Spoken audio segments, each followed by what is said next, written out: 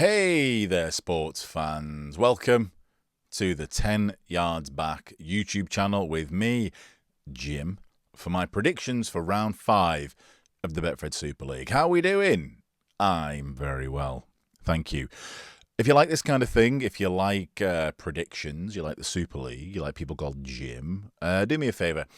Head down there, give us a follow, a like, a subscribe, a bell, leave a comment. Let me know what you think. You know, let's make friends in the comments. How about that? All right, so round 5 is upon us. This is how the fixtures are shaping up. Couple of goodies in there, couple of matches that I'd watch every week, if I'm honest. Couple you probably want to skip. Not really. There are pretty good matches this weekend. If you look at where everyone lies in the table, wouldn't put too much emphasis on that at this point in the season. But if you look at where everyone lies in the table, it doesn't look super competitive. But of course, we're in that cursed 2026 season of Super League where most of these teams have got 4, maybe 5 players out at least. So you never know. It's a bit of a wild card, isn't it? Always a bit of a mystery in 2026, isn't it? So I'm going to highlight a couple of games here. Let's get into some predictions. Thursday night, the Warriors, the Wigan Warriors, are going to host the York Knights.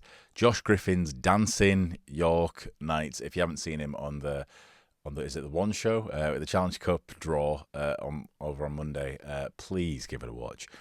It's worth it. All right, so Wigan versus York, former champions, last year's grand finalists against this year's newcomers. In fact, when you think about it, Wigan were Super League runners-up last year and York were Championship runners-up last year. So you can kind of going into this with just that information, you've already kind of got an idea in your head of how it's going to go, haven't you? If we look at how the teams are performing, it doesn't really do much to dispute it. The only place where York are kind of doing better than Leeds really is in the number of tackles they make.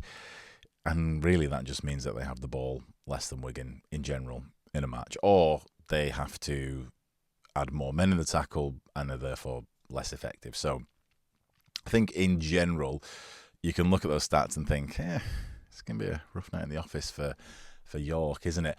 Particularly, have a look at that metre stat. You know, Wigan making nearly 400 metres more than York in a game. Eesh, doesn't look good. But if we have a look at the teams, now, everyone's hit at the minute with a bit of an injury crisis. York have this, what I'm calling the vitality clause in their operations, meaning there's some weird twist of rules which basically means that they can swap, particularly overseas players. I'm not sure about homegrowns with Newcastle, with the Newcastle Thunder, and I don't know exactly the rules around it, but it seems like York have basically an endless supply of players. So if someone goes, they can just replace them straight away. Now, admittedly, that's not as good as just having them sat on your bench, but it does mean they've got access to more of those overseas players, which is an interesting concept. Now, Wigan, as I'm sure we're all aware, have lost that gruesome twosome, Jay Field and Bevan French. And it's kind of attractive when that happens to go, "Oi, Wigan are going down now, aren't they? Oh, Wigan are gone." But doesn't it just seem weird that it seems like every year they both kind of bog off for a couple of games together? And during that time, yeah, they're not firing all cylinders like they are, but they don't lose every game. They don't lose terribly. You know, there are no like 42-0s with where Wigan's involved. So I think that if you look at who Wigan have left on the pitch, instead of looking who they've lost, you'll see they're actually still one of the best teams in the league. Eckersley, Kieran, Farrell, Marshall. Just go down the list. They are players that kind of would sit well in any team, to be honest. So don't be fooled by that French Field vacation, I guess. What they will lose and have lost a little bit is creativity. So the people they're putting in, Jack Farriman, Noah Hodkinson, they're good lads. They're decent players, but they're not French Field, are they? So even if they are an 8 out of 10 in creativity, the guys they've lost are 11s. So that's the kind of game you're playing. Now, York, the advantage that York have, their kind of secret weapon, apart from the vitality clause, the secret weapon on the field is what I mentioned last week about this this axis that was developing that I really enjoyed between McShane and the two halves. The two halves that I was talking about were Danny Richardson and Liam Harris. You essentially had a situation where you've got a really mobile, smart, ball-playing hooker almost acting as your standoff position, and then you had those two scrum halves who are pretty accurate with the boot, can really shift the ball around, and now we're actually starting to run it to the line a lot more. They've lost Harris this week, so it's going to be interesting to see how Ngannou comes in and kind of covers that. Danny Richardson, I'm sure, whilst he wishes Harris all the best, is glad of a couple of weeks in the limelight there. If they can establish some kind of relationship again, I mean, maybe they flip it on its head and they've got a situation where instead of McShane handing off to the two scrum halves, you've got the scrum half running the show and two sort of pseudo standoffs, which is kind of the role that McShane's playing at the minute. I don't know, maybe they do that, and then if you see the cracks appearing, you can take advantage. I'm not sure if it'd be good enough. However, what I can say is that probably if I were York, where I'm really going to focus my strategy and organisation, and sort of where I'm going to focus that kicking game, those repeat sets, is in that position where you've got, I think, Liam Farrell and Sam Walters on the same side. So you've got Liam Farrell, who's a really world-class player, fantastic second row, a slippery character, can get you out your own half, puts a shift in. Sam Walters, he's a big body, but he's not really known for being a hammer, is he? Even though he's definitely got the build, he's more of a creative sort of mop up the play when it spills, or when the play's on, he's there, and that's, you want him right on your opponent's line, ready to pick up the ball. I don't know if he's the kind of the hammer that you need to kind of smash through. Nasemba on the other side absolutely is, but I think that's where I'd be targeting, and that's where maybe the cracks will start to appear. That being said, you're talking about Wigan, so I don't even think there'll be any cracks, to be honest. But if I was York, that's where I'm targeting. All this being said, my maths on this, my crystal ball takes me to about 44-12. I think York will get a couple off, but Wigan, who's going to beat them these days? I'm just looking to Good Friday and thinking, God, come on. I just hope there's a couple of banana peels sitting around the Wigan Warriors camp. So 44-12, Thursday night. You heard me. That's my thoughts. Moving on to Friday Night Lights at the Stade Ernest Wallen.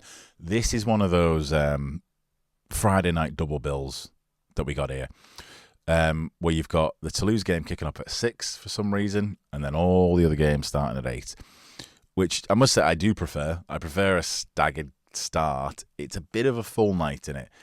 I'm hoping to watch both or two games on Friday. It is a tough sell with the missus, who really like Saints but not really any other team. So we'll see how that goes.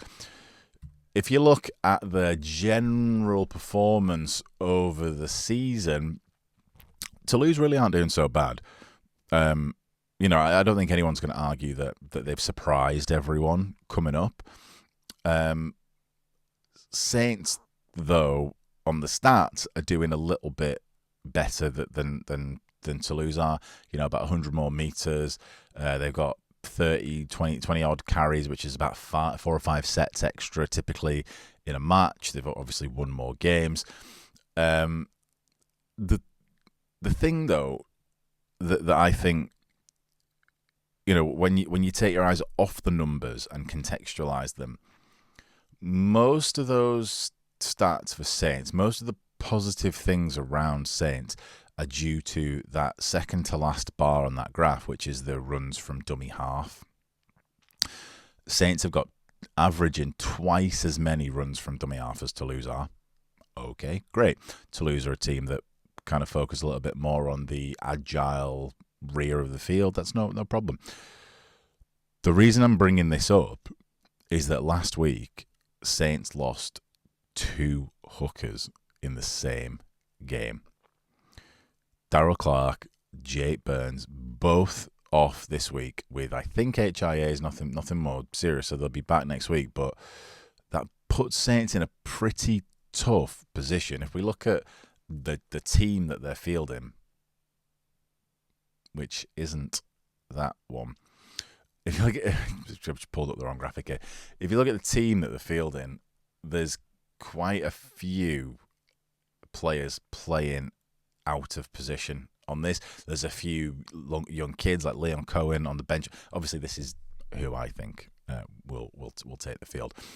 Leon Cohen. There's just kids who aren't really probably ready to travel to France and still put on the game of their life.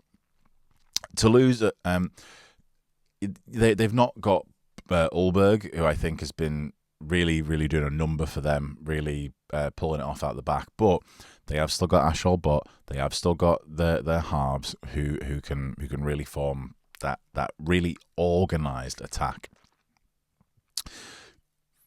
Saints' hope here, I think, is you need Richardson at the back, and then we've got a player there in Owen Dagnall who's thirsty, ready to prove himself. He's a really good player. We just need those 2 players to dig us out. I'm saying us. Guess who I support? To dig Saints out of their own half as often as they can. Lewis Murphy as well, very capable on the other side. He's a bit more of a strength player. Dagnall and Robertson a bit more rely a bit more on agility. So really, that's Saints' only hope is to just use those players to get them out their own half. They're lacking as well in that Joe Shorrocks is off with a ban. I've got David Clemmer in there for the Saints at loose. Whether they put Clemmer in there or they put one of the young lads in there who all seem to play loose for some reason, I don't know. I actually thought a real good candidate for that loose forward role here in this game would be Nene McDonald. I've got him on the bench. He probably won't start on the bench because Paul Rowley needs Nene on the field for some reason. But I'm not sure if he's ever played loose before, but the modern game, the modern role of a loose, the way that everyone's playing it nowadays, and particularly the way Shorrocks plays it, has sort of caught up to Nene's playing style. And you're in a position where I think that his style is sort of off the cuff, offloading at will, when it's sometimes not on. That's going to suit Saints better in that loose forward role. So, this is what I think is going to happen. What would be a good second option, I think, would be put McDonald at loose, stick Clemmer back in the props, and then you've got Delaney on the bench or Parsi on the bench, just waiting to come on and make an impact. I don't know exactly how it's going to go because Toulouse aren't really missing anyone. They've still got that massive organisation. They've got the home field advantage. My maths takes me to about 26-18. I think this one is a banana peel for Saints. I think they I'm not saying they will lose, but they definitely can lose this one. Yeah. They've also Saints tend to, more often than not, lose to a newly promoted side. They lost to Toulouse last time they were up. They lost to London when they were promoted twice. They didn't lose to Toronto. They smashed Toronto. But that's kind of in Saints' bag. Not got a good feeling for Saints on this one. Let me know what you think. All right. Moving on to Friday, late Friday. So 8 o'clock kickoff, Friday night lights at the DIY Kitchen Stadium. Wakefield host Leigh. Now, this is a game, typically, the way that these two teams play, this is a game that I'd watch every week. I love it. Two great teams, both playing really nice styles that I just enjoy playing. And I think, last year they played each other. They were one apiece up until the playoffs where Leigh took it. This year, if you look at the stats, they're sort of performing a little bit, kind of similarly. Wakefield pipping them a little bit. They've sort of performing a little bit better than Leigh there. I think the stats here are skewed from those first two rounds when Leigh were firing all cylinders, though, unfortunately. These are average stats. In the first two rounds, Leigh were on fire, right up until Pape got injured, and so did everybody else. So, I mean, if you look at the team sheets again, who I think is actually going to take the field, you've not got a number 2 or a number 4 there. Keenan Brand and Milo Hanley are both out. That really kind of puts a dint in your back line.